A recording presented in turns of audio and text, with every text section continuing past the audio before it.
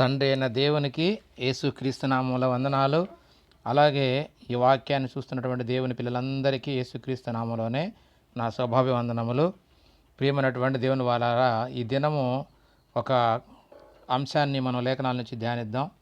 ఎందుకంటే ఎంతోమంది అపార్థం చేసుకున్నటువంటి మాట, ఇప్పటికి కూడా క్రీస్తు ఎవరో తండ్రి ఎవరో అనే విషయం తెలియక అపార్థం చేసుకున్నటువంటి మాట. దీని గురించి ఈ రోజున మనం ధ్యానిద్దాం. యోహాను సువార్త 14వ అధ్యాయము 7 నుంచి కొన్ని మాటలు చదువుకుందాం. మీరు నన్ను ఎరిగి ఉంటే నా తండ్రిని ఎరిగి ఉందురు. ఇప్పటి నుండి మీరు ఆయనను ఎరుగుదురు, ఆయనను చూసి ఉన్నారని చెప్పాను. అప్పుడు ఫిలిప్పు, ప్రభువా, తండ్రిని మాకు కనపరచుము, మాకంతే చాలునని ఆయనతో చెప్పగా 9వ వచనం, యేసు, ఫిలిప్పు, నేను ఇంతకాలము నీ యొద్ద ఉండినను నీవు నన్ను ఎరగవా?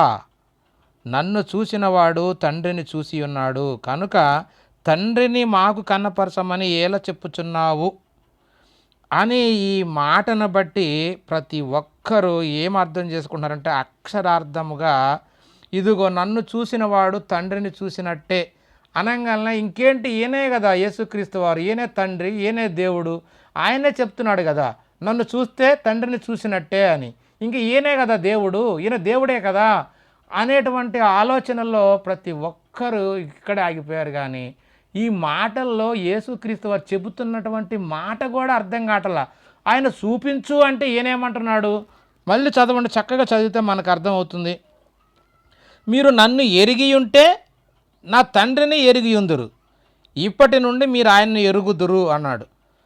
కానీ ఇక్కడ ఏమంటున్నాడంటే, నేను ఇంతకాలము మీ యొద్ద ఉండినను నీవు నన్ను ఎరగవా. ఇదేంటి, తండ్రిని చూపించు అంటే నన్ను ఎరగవా అంటున్నాడు.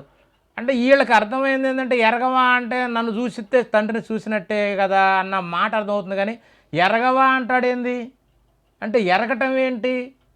ఎరగడము వేరు, చూడడము వేరు. ఇవి రెండు మాటలు కూడా ఈనాటి క్రైస్తవులకు అర్థం కావటం వల్ల. ఎరగడం అంటే ఏమిటి?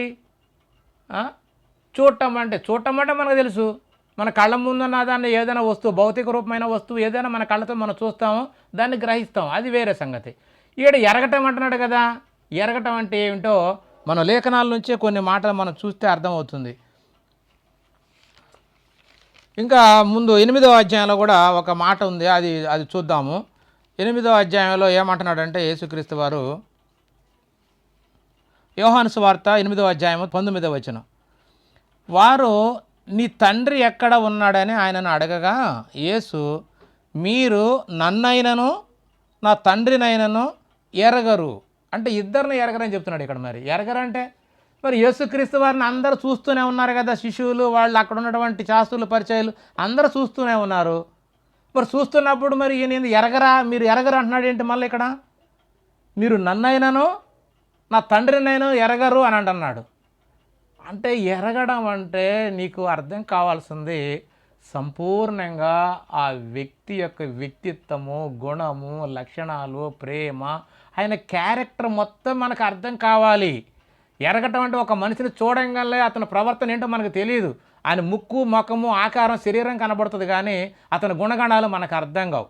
ఒక వ్యక్తిని, కొత్త వ్యక్తిని చూడంగానే ఆయన దేహం కనబడిద్ది, అందంగా ఉన్నాడు, ఎర్రగా ఉన్నాడు, నల్లగా ఉన్నాడు, ఆడవాళ్ళ, మగవాళ్ళ, అతను ఎలాంటి వాడు అనేది ఆ మనిషిని గుర్తుపడతాం, కానీ ఆ గుణాన్ని గుర్తుపట్టలేం మనం.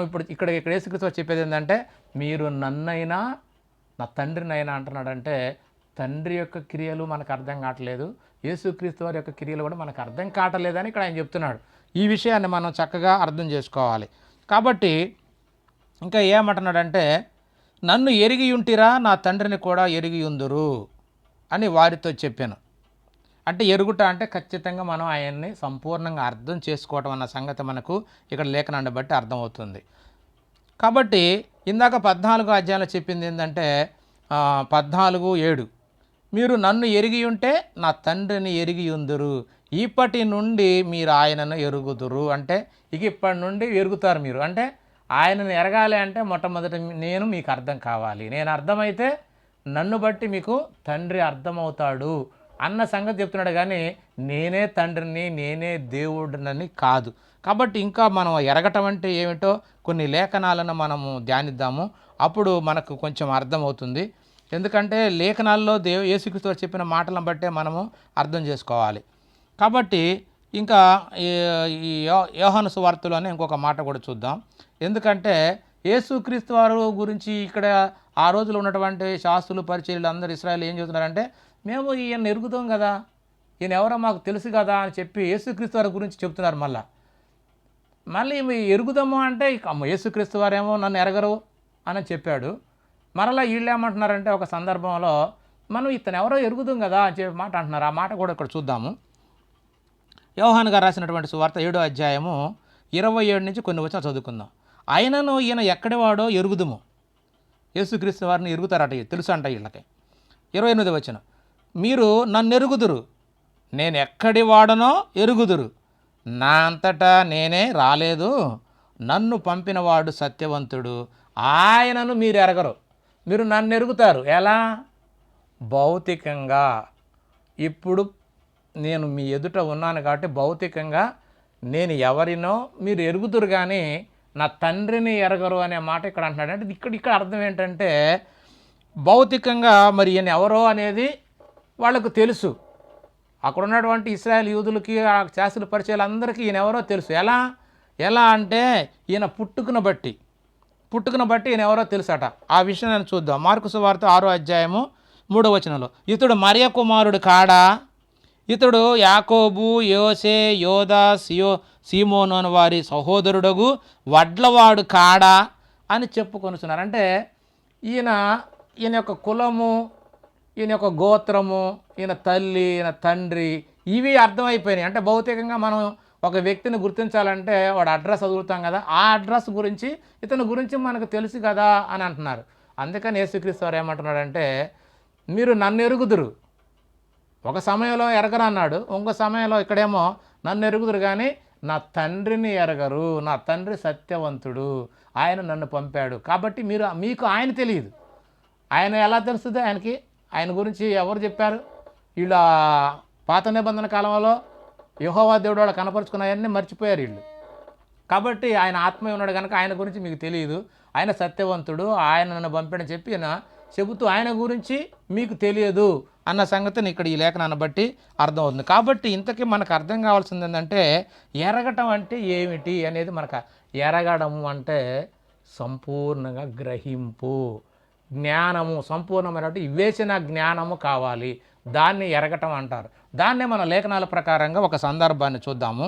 లూకాసు వార్త 1వ అధ్యాయము 34వ వచనంలో మరి ఒక సందర్భం ఉంది. ఇదేమిటంటే మరియమ్మ గారికి యేసుక్రీస్తు వారు జనన విధం ఎలా అన్నప్పుడు మరి దూత చెబుతుంది, అయ్యా నేను పురుషుని ఎరగను కదా. ఇది ఎలా అంటే పురుషుని ఎరగననే మాట ఇక్కడ ఈ లేఖనాన్ని చదివితే మనకు కొంచెం అర్థమవుతుంది. లూకాసు వార్త 1:34, అందుకు మరియా నేను పురుషుని ఎరగని దాననే. ఈ మాట అర్థమైతే మనకు యేసుక్రీస్తు చెప్పిన మాటలు అర్థమవుతాయి. ఇక్కడ ఏమంటుంది ఆమె? నేను పురుషుని ఎరగని దానిని. అంటే నిజంగా ఏమో పుట్టిన దగ్గర నుంచి పురుషులు ఎవరిని చూడలేదా? చాలామందిని చూసింది కదా.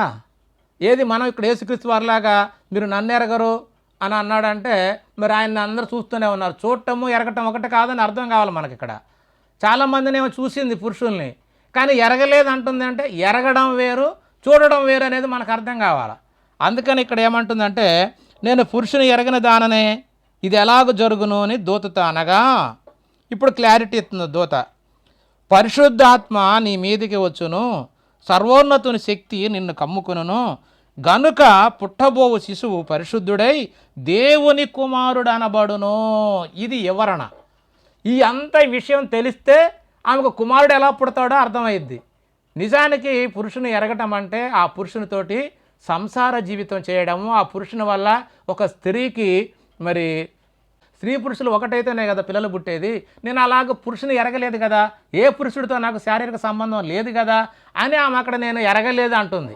అంతేగాని ఏ పురుషుని ఆమె చూడలేదని కాదు. కాబట్టి చూడటం వేరు. ఆమె పుట్టిన దగ్గర నుంచి వయసు వచ్చిన కాడి నుంచి ఎంతోమంది పురుషుల్ని చూసింది, కానీ పురుషుని ఎరగలేదు. కాబట్టి ప్రియమైన దేవుని వాళ్ళారా, ఎరగడం వేరు, అక్కడ మీరు నన్ను ఎరగలేదు, నా తండ్రిని ఎరగలేదని యేసుక్రీస్తు వారు అన్నాడంటే, నన్ను ఎరిగి ఉంటే నా తండ్రిని కూడా ఎరిగి ఉందురంటే, మీరు మొట్టమొదట నేనెవరినో, నా యొక్క స్థితి, నా గుణాలు, నా యొక్క ఆలోచన మీకు నేను అర్థమైతే దేవుడు కూడా అర్థమవుతాడు, తండ్రి కూడా అర్థమవుతాడు అనే భావన. కాబట్టి చూపించు అంటే కంటితో చూడటం కుదరదు. ఎందుకంటే వాళ్ళకు తెలుసు ధర్మశాస్త్రంలో దేవుణ్ణి ఎవరు చూడలేరు అనే సంగతి ఇశ్రాయేల్ అందరికీ తెలుసు. ఎందుకంటే మోషే గారు చెప్తాడు, వాళ్ళ ధర్మశాస్త్రం నిర్గమకాండ 33లో ఉంటుంది. ఎందుకంటే దేవుణ్ణి అడుగుతాడు మోషే గారు, తండ్రి నీ ముఖమును నేను చూడాలనుకుంటున్నా, నాకు చూపించాయా, నిన్ను నువ్వు కనపరుచుకోమంటే అప్పుడు మోషేతో అంటాడు దేవుడు, మోషే నా ముఖమును నువ్వు చూడజాలవు, నన్ను చూసిన నరుడు బ్రతకడు అన్న సంగతి మోషే గారి ద్వారా మరి ఇశ్రాయేల్ అందరికీ తెలుసు. కాబట్టి ఇక పిలుపుని ఏమంటాడంటే, మరి ఇంతకాలం నేను నీతో ఉన్నాను కదా, నన్ను చూడలేదా అని అంటున్నాడంటే యేసుక్రీస్తు వారు, నాలో ఉన్నది ఎవరంటే తండ్రి అన్న సంగతి, నన్ను చూస్తే తండ్రిని చూసినట్టే అన్నట్టుగా అక్కడ మాట చెప్పాడు. కాబట్టి ఇంకా కొత్త నిబంధనలు కూడా మరి దేవుణ్ణి ఎవరు చూడలేరు అన్న విషయాలు కూడా కొన్ని చూద్దాము. యోహాను సువార్త 5వ అధ్యాయం 37వ వచనం, మరియు నన్ను పంపిన తండ్రియే నన్ను గురించి సాక్ష్యం ఇచ్చుచున్నాడు, మీరు ఏ కాలమందైనను ఆయన స్వరము వినలేదు, ఆయన స్వరూపము చూడలేదని. అంటే దేవుణ్ణి చూడలేరు అన్న సంగతి ఇక్కడ యేసుక్రీస్తు వారు కూడా స్పష్టంగా చెప్తున్నాడు. అలాగే తిమోతికి రాసినటువంటి మొదటి పత్రిక 6వ అధ్యాయం 16వ వచనంలో పౌలు గారు కూడా ఇలా తెలియజేస్తున్నాడు, సమీపింపరాని తేజస్సులో ఆయన మాత్రమే వసించుచు అమరత్వము గలవాడై ఉన్నాడు, మనుషులలో ఎవడును ఆయనను చూడలేదు, ఎవడును చూడనేరడు. ఇంత స్పష్టంగా పౌలు గారు, యేసుక్రీస్తు వారు, మోషే గారు దేవుణ్ణి చూడలేదు, దేవుణ్ణి చూడటం ఎవరి వల్ల కాదు అన్న సంగతి క్లారిటీ ఉంది. కాబట్టి ఇంకా దేవుణ్ణి చూపించు మాకు అంతే చాలని చెప్పి పిలుపు అంటున్నాడంటే వారికి యేసుక్రీస్తు వారు అర్థం కాలేదు, మరి నన్ను ఎరగరు అనే మాట అక్కడ చెప్పాడు. కాబట్టి ఇంకొక యేసుక్రీస్తు వారు చెప్పినటువంటి మాటను బట్టి కూడా ఇంకొక విషయాన్ని కూడా ఎరగటం అంటే ఎలా తెలుసుకోవడం ఎట్లా అనేదాన్ని ఆయన ప్రకృతి సంబంధమైన ఒక చెట్టు గురించి కూడా యేసుక్రీస్తు వారు ఒక ఉపమానంగా చెప్పాడు. ఆ విషయాన్ని కూడా మనం ఆలోచించినప్పుడు ఎరగటం అంటే ఏమిటో మనకు ఇంకొద్ది ఎక్కువగా ఇన్ఫర్మేషన్ వస్తుంది, అది కూడా చూద్దాము. ఎందుకంటే దేవుణ్ణి చూడలేరు అన్న సంగతి తెలుసు కనుక నన్ను బట్టి దేవుణ్ణి అర్థం చేసుకోండి, లేదా దేవుణ్ణి బట్టి దేవుని మాటలను బట్టి అయినా సరే నన్ను అర్థం చేసుకోండి అని చెప్పి ఒక మాటని తెలియజేశాడు. ఆ మాట చూద్దాము. మత్తయి గారు రాసినటువంటి సువార్త 12వ అధ్యాయం 33వ వచనంలో ఇలా ఉంది, చెట్టు మంచిదని ఎంచి దాని పండును మంచిదే అని ఎంచుడి. అంటే అది మంచిదనుకుంటే ఇది కూడా మంచిదే అని ఎంచండి అని అంటున్నాడు. లేదా చెట్టు చెడ్డదని ఎంచి దాని పండు చెడ్డదే అని ఎంచుడి. చెట్టు దాని పండు వలన తెలియబడును, చెట్టు దాని పండు వలన తెలియబడును అంటున్నాడు. అంటే ఇక్కడ మనకు అర్థం కావాల్సింది ఏంది, చెట్టు పండు ఒకటేనా ఏమండి? చెట్టు పండు ఒకటేనా? చెట్టు ముందు ఉంటుంది, చెట్టుకు తర్వాత పూత, ఆకు, కాయ ఇవన్నీ వస్తాయి, తర్వాత వస్తుంది పండు. అంటే చెట్టులో నుంచి వస్తుంది, చెట్టుకి పుడుతుంది. కాబట్టి చెట్టు పండు కథ మనవాళ్ళు అనుకుంటూ రావచ్చు, చెట్టు ముందా ఇత్తు ముందా అని ఒకవాడు ప్రశ్న వేస్తుంటాడు. ఎందుకంటే కోడి ముందా గుడ్డు ముందా అని. ఎందుకంటే ఇత్తనం ఎత్తి మళ్ళీ చెట్టు వచ్చిందిగా, కాబట్టి ఇత్తనం లేకుండా చెట్టు అనేది వచ్చింది, చెట్టు లేకుండా ఇత్తనం అనేది వచ్చింది అని చెప్పి ఇలాంటి ముతక ప్రశ్నలన్నీ వేస్తుంటారు. కానీ సృష్టిని చేసినప్పుడు సృష్టి క్రమం ఏంటంటే మొట్టమొదట దేవుడు చెట్టునే వేశాడు. చెట్టు నుంచే పండు వచ్చింది, కానీ పండు నుంచి చెట్టు రాదు. ఇది ఉత్పత్తి క్రమము, సృష్టి క్రమాన్ని బట్టి మొట్టమొదట చెట్టే ఉంటుంది. కాబట్టి చెట్టు నుంచి పండు వచ్చింది. అలాగే మొట్టమొదట దేవుడు ఉన్నవాడు కనుక దేవుడి నుంచే కుమారుడు వచ్చాడు తప్ప కుమారుడి నుంచి దేవుడు రాడు. అది ఖచ్చితంగా మనకు లేఖనాలను బట్టి మనకు అర్థమవుతుంది. అదే చూద్దాం మనం. ఆదికాండము 1వ అధ్యాయం 11వ వచనంలో ఇలా ఉంది, దేవుడు గడ్డిని ఇత్తనములిచ్చు చెట్లను భూమి మీద తమ తమ జాతి ప్రకారము తమలో ఇత్తనములు గల ఫలమిచ్చు ఫలవృక్షములను భూమి మొలిపించునుగాక అని పలకగా ఆ ప్రకారమాయను. అంటే మొట్టమొదట భూమి చెట్లనే పుట్టించింది. అయితే ఆ చెట్లకు ఇత్తనాలు ఫలాలు రావాలని దేవుడు ఆజ్ఞాపిస్తే ఆజ్ఞ ప్రకారంగా మొట్టమొదట భూమి చెట్లనే డైరెక్ట్గా పుట్టించింది. కాబట్టి చెట్టు నుంచి పండు రావాలే తప్ప పండు నుంచి చెట్టు రాలేదని గ్రహించాలి. కాబట్టి ప్రియమైనటువంటి దేవుని వారలారా, ఇక్కడ యేసుక్రీస్తు వారు ఏమన్నాడంటే, నిజంగా చెట్టు తండ్రి అనుకుంటే పండు కుమారుడు అని నీకు ఖచ్చితంగా అర్థం కాలేదు. ఇది బేసిక్ నాలెడ్జ్ ఇది. ఎందుకంటే చెట్టు లేకుండా పండు రాదు కదా. ఆ చెట్టు ఎంత మంచిదో తెలియాలంటే పండును బట్టి తెలియాలంటున్నాడు. చెట్టు ఎంత మంచిదో నీకు అర్థం కావాలంటే పండును బట్టి తెలిసిద్ది. ఆ పండు రుచిని బట్టి, ఆహా ఈ చెట్టు ఎంత ఎంత మంచి పండ్లు ఇచ్చిందిరా, ఈ చెట్టు ఎంత మంచి చెట్టు, ఎంత గొప్పదని చెప్పి మనకు ఈ పండును బట్టి తెలుస్తుందని చెప్పి ఇక్కడ చక్కగా ఆ యేసుక్రీస్తు వారు తెలియజేశాడు. ఏమంటున్నాడు?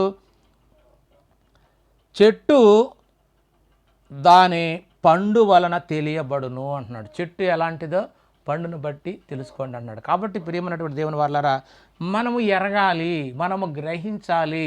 ఇక్కడ మరియమ్మ గారి దగ్గర కూడా ఆమె అన్నట్టుగా ఎరగాలి.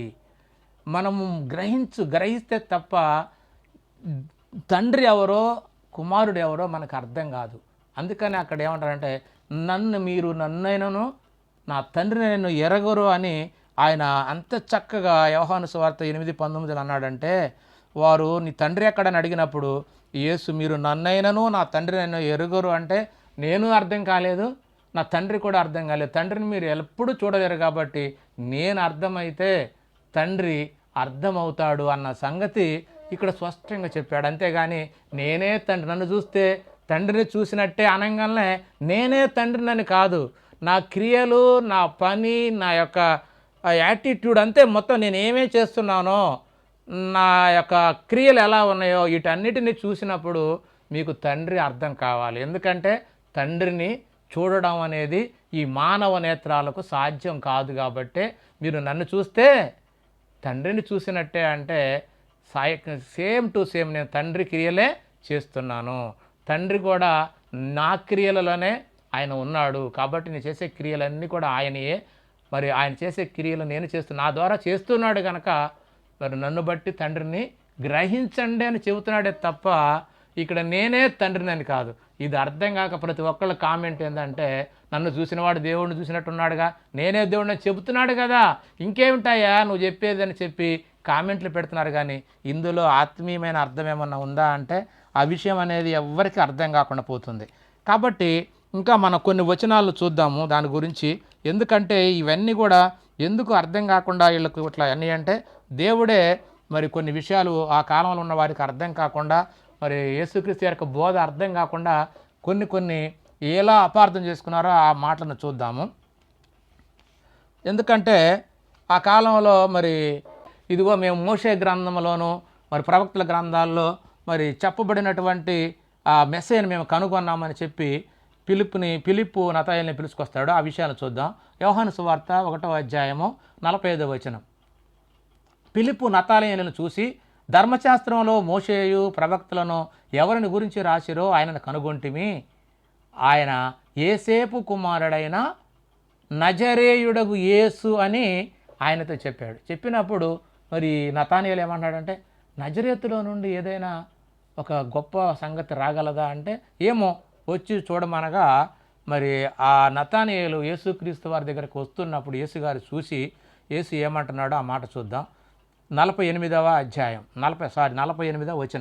యేసు నతానియేలు తన యొద్దకు వచ్చుట చూసి, ఇదిగో ఇతడు నిజముగా ఇశ్రాయేలీయుడు, ఇతని యందు ఏ కపటమును లేదని అతని గూర్చి చెప్పాను.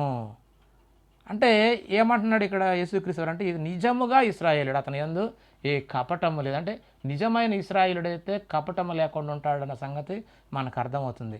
ఈ మాట నతానియేలు గురించి యేసు చెప్పినప్పుడు నతానియేలు ఏమంటున్నాడో చూద్దాం. 49వ నతానియేలు, బోధకుడా, నీవు దేవుని కుమారుడవు, ఇశ్రాయేలు రాజువు అని ఆయనకు ఉత్తరమిచ్చాను. ఎప్పుడైతే యేసుక్రీస్తు వారు నతానియేలు గురించి ఇతను నిజమైన ఇశ్రాయేలుడు, ఇతను యందు కపటం లేదని నతానియేలు గురించి సాక్ష్యం ఇచ్చినప్పుడు నతానియేలు యేసుక్రీస్తుని ఎలా అర్థం చేసుకున్నాడంటే, నీవు దేవుని కుమారుడవు, నువ్వు ఇశ్రాయేలు రాజువు అని చక్కగా ఆయనకు అర్థమైంది. కాబట్టి ప్రియమైనటువంటి దేవుని వాళ్ళారా, వీళ్ళిద్దరూ ఒకరి గురించి ఒకరు చెప్పిన మాటలు 100% రైటు. కాబట్టి ఈ మాటలు మనకు అర్థమైతే యేసుక్రీస్తు వారు ఎవరు అనేది మనకు అర్థమవుతుంది. కానీ ఆ రోజుల్లో కొంతమంది అర్థం చేసుకున్నారు, కొంతమంది అర్థం చేసుకోలేకపోయారు. కాబట్టి మరి యూదులకి యేసుక్రీస్తు ఏం చెప్పుకున్నాడు, అది యూదులు కూడా సాక్ష్యం ఇచ్చారు. కానీ ఇది నేటి క్రైస్తవులకు మాత్రం అర్థం కావట్లా. వాళ్ళు అపార్థం చేసుకొని ఆయన మీద నేరారోపణ చేయడానికి ఏదైతే వాళ్ళు చెప్పారో దాన్ని పట్టుకొని వీళ్ళు ఊగులాడుతున్నారు.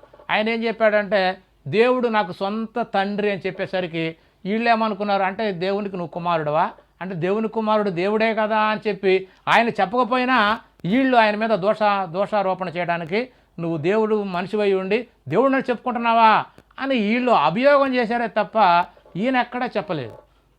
యోహాను సువార్త 10వ అధ్యాయంలో ఉంటుంది. 10వ అధ్యాయం 34లో ఉంటుంది. అంటే దేవుని వాక్యం ఎవరికి వస్తే వారే దైవములని చెప్పిన ఎడల నేను దేవుని కుమారుడని చెప్పినందుకు దేవుడు ప్రతిష్ఠ చేసి ఈ లోకంలోనికి పంపిన వానితో దేవదూషణ చేస్తున్నావా అని నా మీద నేరం మోపుతారా అని చెప్పి అన్నాడే తప్ప ఈయన తండ్రి గురించి ఏం చెప్పాడంటే దేవుడు నాకు సొంత తండ్రి అని చెప్పాడు. కాబట్టి వాళ్ళ తండ్రి అంటే ఈయన కుమారుడు కదా, కుమారుడు దేవుని కుమారుడు దేవుడే కదా అని లోకపు ఆలోచనలోకి వెళ్ళి నువ్వు దేవుడిని చెప్పుకుంటున్నావేంది అని ఆయన మీద అభియోగం చేశారే కానీ యేసుక్రీస్తు స్వయంగా నేను దేవుడిని అని చెప్పలేదు. అందుకనే యోహాను సువార్త 19వ అధ్యాయం 7వ వచనంలో ఏమంటాడంటే యూదుల సాక్ష్యం ఎలా ఉందో ఖచ్చితంగా చూడండి. అక్కడ యేసుక్రీస్తు చెప్పిన మాట వీళ్ళు ఒప్పుకుంటున్నారు ఇక్కడ పిలాతు దగ్గర. అందుకు యూదులు మాకొక నియమము కలదు, తాను దేవుని కుమారుడని ఇతడు చెప్పుకొనెను కనుక ఆ నియమము చొప్పున ఇతడు సావవలెను. ఎందుకంటే వాళ్లకు ధర్మశాస్త్రంలో దేవుడు నేను తప్ప మీకు ఇంక వేరే దేవుడు ఉండడానికి వీల్లేదు, నాకు ముందు నాకు వెనక నా తర్వాత ఏ దేవుడు ఉండడు అన్నప్పుడు వీళ్ళు అనుకున్నదంటే దేవుని కుమారుడు అనగానే వీళ్లకు మనుషుల యొక్క ఆలోచన ఏంటంటే దేవుని కుమారుడు దేవుడే కదా, ఈయన మనుషుడయ్యి ఉండి ఈయన తల్లిదండ్రులు మనం ఎరుగుదమే, వీళ్ళ తల్లిదండ్రులు ఏసేపు కాదా, మరి మరియ కాదా, వీళ్ళ సహోదరులు మనతో ఉన్నారు, ఈయన వడ్లవాడు కాదా, ఈయన నజరేతువాడు కదా, ఈయన ఏంది మన మధ్యలో మన ముందు పుట్టి నేను పరలోకం నుంచి వచ్చాను అంటున్నాడు, ఏంది దేవుని కుమారుడు అంటున్నాడు, ఏంది వీళ్ళకి అర్థం కాక దేవదూషణ చేస్తున్నాడు. మాకు వాళ్ళకి నియమం ఏంటంటే దేవునికి కుమారుడు అనేవాడు ఉండకూడదు అన్న సంగతి వీళ్ళకి అర్థమైంది. అందుకనే దేవుని కుమారుడు అంటే దేవుడే కదా అని ఈ నియమం ప్రకారంగా ఇతడు సావాలి. ఈయన ఏంటంటే దేవుని కుమారుడు అంటే దేవుని కుమారుడు చెప్పుకున్నాడు. కాబట్టి మా ఆలోచన ప్రకారంగా దేవుడికి ఎవరు ఉండరు, కుమారులు ఉండరు.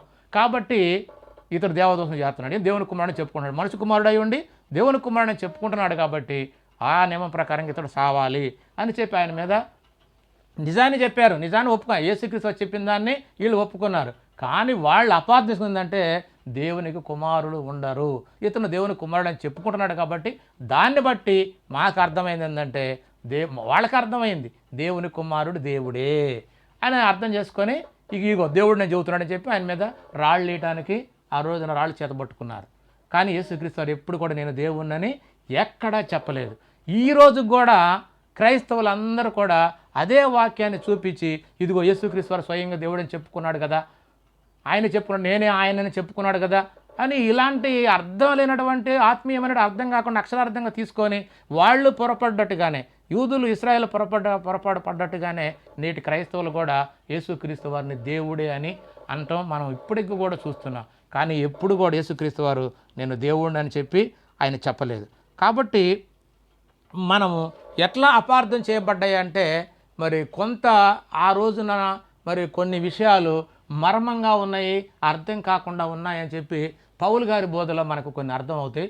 ఆ మాటలు చూసినప్పుడు ఎట్లా అపార్థం చేసుకున్నారు, అప్పటికి పూర్తిగా యేసుక్రీస్తు వారి గురించినటువంటి లేఖన జ్ఞానం వాళ్ళకి లేదు, ఆ లేఖనాలు మర్మంగా ఉన్నాయన్న సంగతి పౌలు గారు తెలియజేశాడు. కాబట్టే వాళ్ళు అర్థం చేసుకోలేకపోయారు. ఆ మాటలను కూడా మనం చూద్దాము. కొరింథీయులకు రాసినటువంటి మొదటి పత్రిక 2వ అధ్యాయము 7వ వచనం, దేవుని జ్ఞానము మర్మమైనట్టుగా బోధించుచున్నాము, ఈ జ్ఞానము మరుగై ఉండెను, జగదుత్పత్తికి ముందుగానే దీనిని దేవుడు మన మహిమ నిమిత్తము నియమించెను, అది లోకాధికారులో ఎవనికి తెలియదు, అది వారికి తెలిసి ఉండిన ఎడల మహిమా స్వరూపియగు ప్రభువును సిలువ వేయకపోయి ఉందురు. అంటే వాళ్ళు ఎలా బోధించారా అంటే యేసుక్రీస్తుని దేవుని జ్ఞానముగా బోధించారు. అది అప్పటికి మర్మంగా ఉంది కాబట్టి వాళ్ళకి అర్థం కాలేదు. నిజంగా ఆ రోజులలో యూదులకు కానీ మరి రోమా ప్రభుత్వంలో సైనికులు, అధికారులకు కానీ ఎవరికైనా సరే ఈయన దేవుని కుమారుడు, ఈయన ఈ లోక రక్షకుడని కనుక వాళ్ళకి అర్థమై ఉన్నట్లయితే మరి అది చెప్తున్నాడు, అది లోకాధికారులు ఎవరికి తెలియదు, అది వారికి తెలిసి ఉండిన ఎడల మహిమాస్వరూపియగు ప్రభువును సిలువ వేయకపోయి ఉందురు. అంటే ఈ జ్ఞానము వాళ్లకు తెలియకుండా మరుగుపరిచింది కూడా దేవుడే అన్న సంగతి మనకు లేఖనాలను చూస్తే అర్థమవుతుంది. 9వ వచనం కూడా చదువుదాం. ఇందును గురించి దేవుడు తన్ను ప్రేమించు వారి కొరకు ఏమి సిద్ధపరిచనో అవి కంటికి కనపడలేదు, చెవికి వినపడలేదు, మనుష్య హృదయమునకు గోచరము కాలేదు అని రాయబడిందంట పాత నిబంధనలో. కాబట్టి దేవుడు మన కొరకు సిద్ధపరిచినటువంటి ఆ జ్ఞానమైనటువంటి క్రీస్తును, ఆ వాక్యమైనటువంటి శరీరధారినటువంటి క్రీస్తును అర్థం కాకుండా మరి కొంత మర్మముగా ఉంచినట్టుగా మనకి ఈ లేఖనాలను బట్టి అర్థమవుతుంది.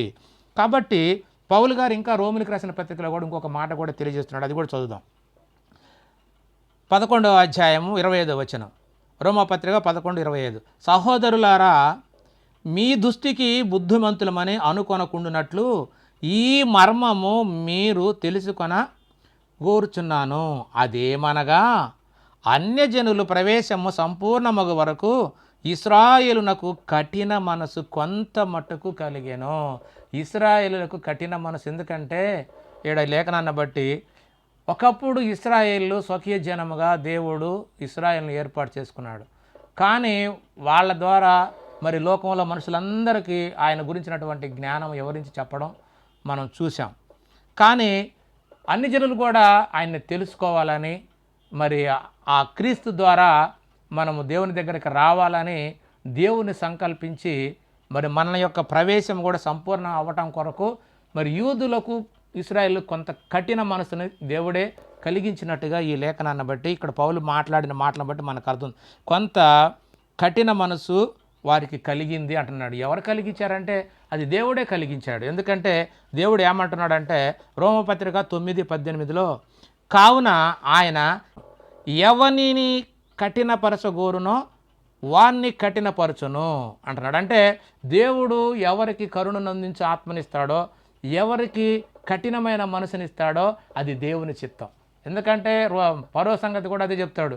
పరోను కూడా ఆయన హృదయాన్ని కఠినపరిచింది. ఎందుకంటే ఈ లోకంలో నా యొక్క గొప్పతనము, నా క్రియలు, నేను ఈ లోకాన్ని అందరికీ అర్థం అవడానికి అతని హృదయాన్ని నేనే కఠినపరిచాను అంటాడు. కాబట్టి దేవుడు ఇశ్రాయేలు యొక్క హృదయాన్ని కఠినపరిచి యేసుక్రీస్తు వారిని మరి ఈ యొక్క త్యాగం జరిగేంతవరకు వారికి కొంత మనసు కఠినంగా పరిచింది కూడా దేవుడే అన్న సంగతి మనకు ఈ లేఖనాన్ని బట్టి మనకు అర్థమవుతుంది. కాబట్టి ప్రియమైనటువంటి దేవుని వాళ్ళారా, వాళ్ళకి ఆ రోజున అర్థం కాక క్రీస్తు వారిని సిలువకు అప్పగించి మరి ఆయన మరణశిక్షకు విధించడానికి కారకులయ్యారు. కానీ ఈ రోజుకి కూడా ఆ చెప్పిన మాటలు మనకు కూడా అర్థం కాకపోతే మనం ఇంకా దరిద్రులం. ఎందుకంటే వాళ్ళకన్నా కొద్దిగా ఆ జ్ఞానం కఠినం చేశాడు. కానీ పౌలు గారు వచ్చిన తర్వాత సంపూర్ణంగా ఆయన దేవుని జ్ఞానం, దేవుని చిత్తం అంతా మనకు తెలియజేశాడు.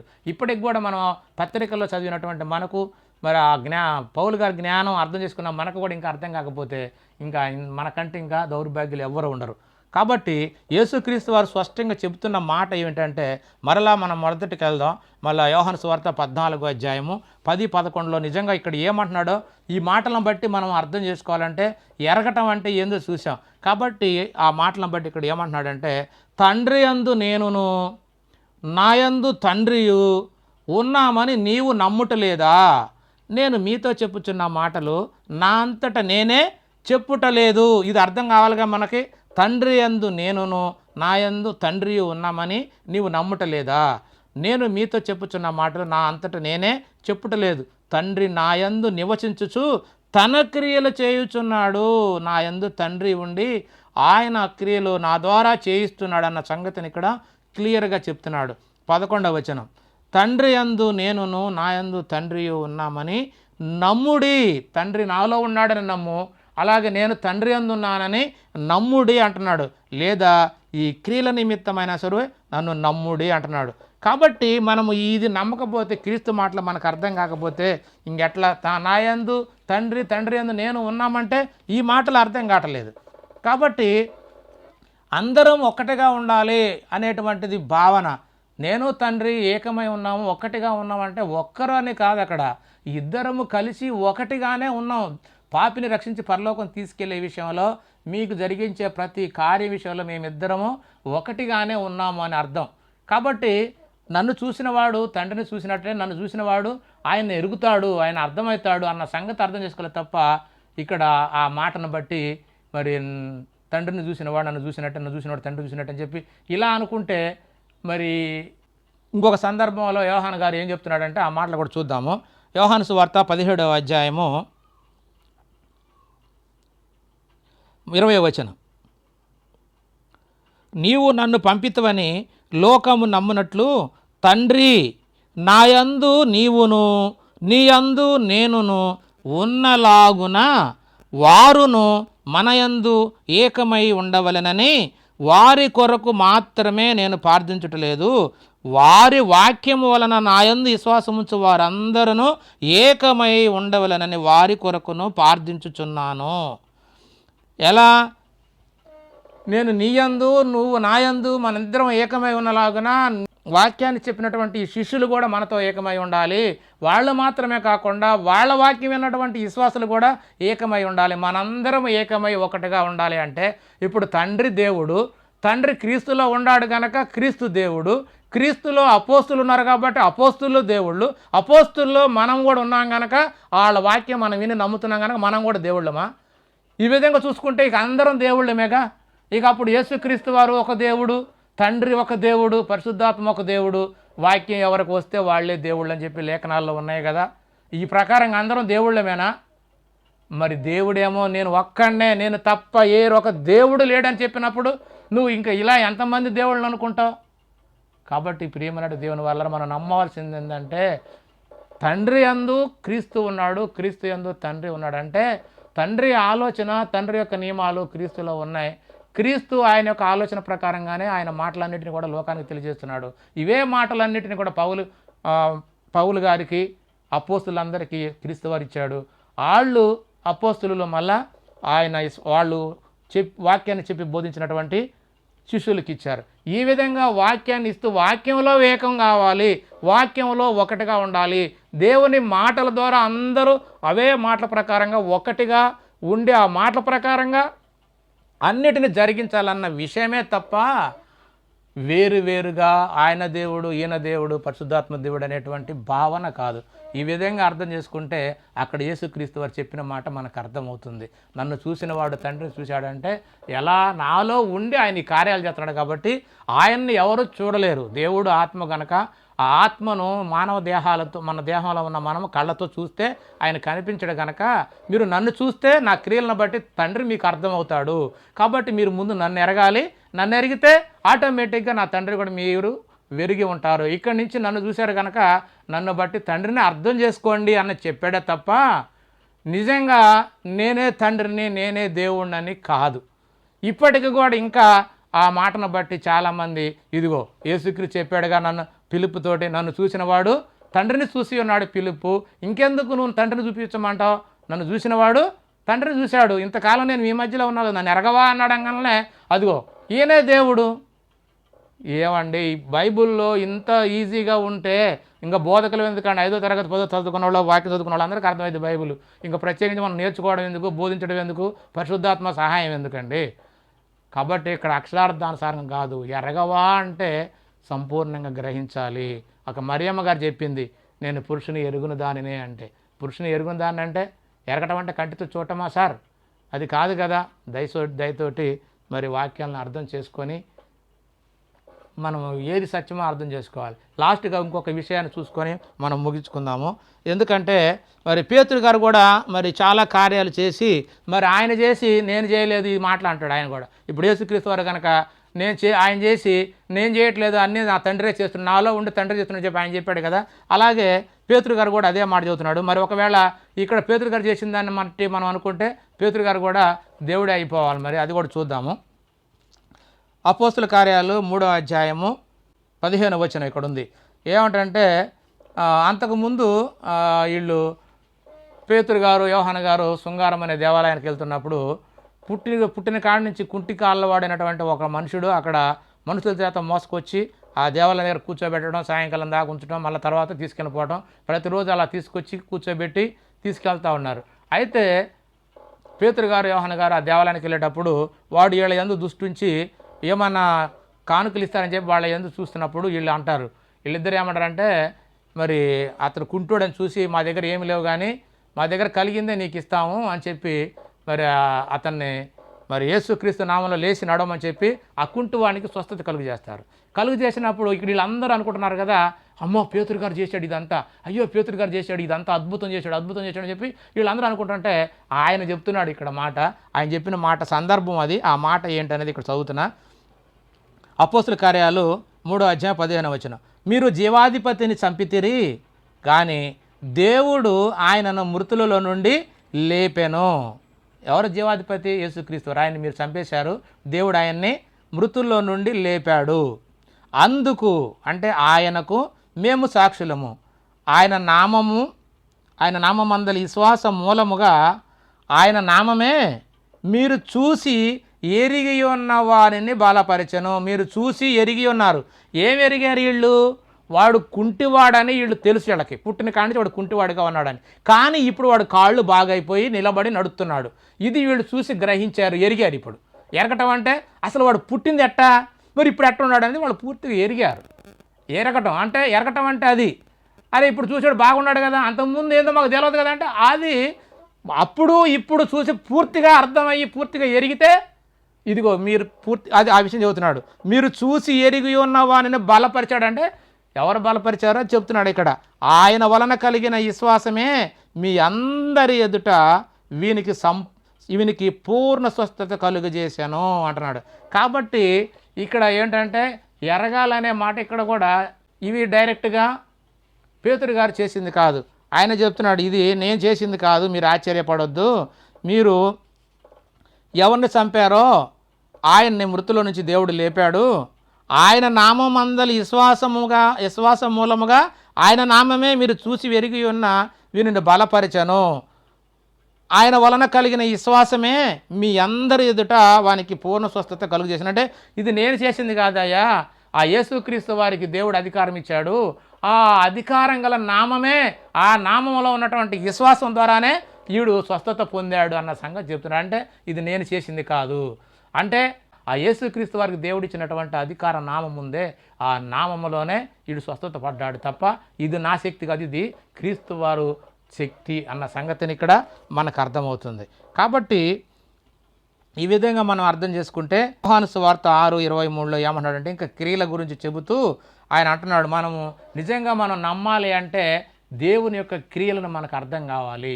ఆ క్రియలను నమ్మితే మొట్టమొదట యేసు చెప్పిన దాన్ని బట్టి ఆ తండ్రి అయిన దేవుని యందు విశ్వాసం ఉంచాలి, అది ముఖ్యం. అప్పుడే మనం రక్షణ పొందుతాం. ఆ ఒక్క మాట చూద్దాము. యోహాను గారు రాసిన సువార్త 6:28 మేము దేవుని క్రియలు జరిగించుటకు ఏమి చేయవలెనని ఆయనను అడగగా యేసు ఆయన పంపిన వాని యందు మీరు విశ్వాసం ఉంచుటయే దేవుని క్రియ అని వారితో చెప్పాను.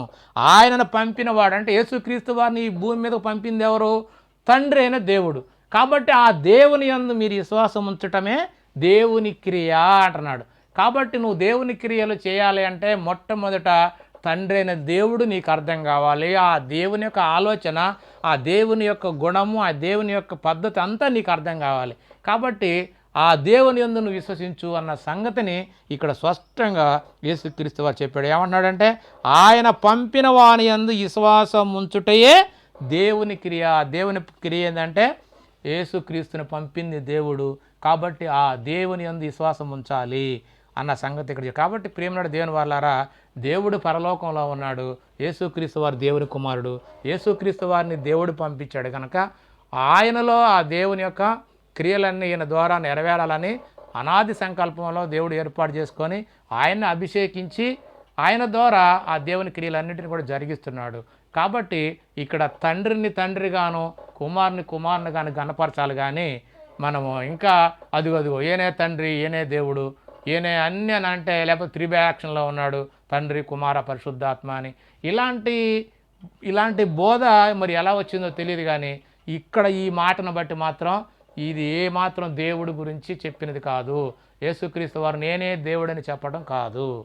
ఈ మాటను మరి లేఖనాల్లో చూశాం కాబట్టి దాన్ని బట్టి లేఖన సారాన్ని గ్రహిస్తారని ప్రభుపేట మనం చేస్తూ నేను ముగిస్తున్నాను. అందరికీ వందనాలు. దేవునికి స్తోత్రం.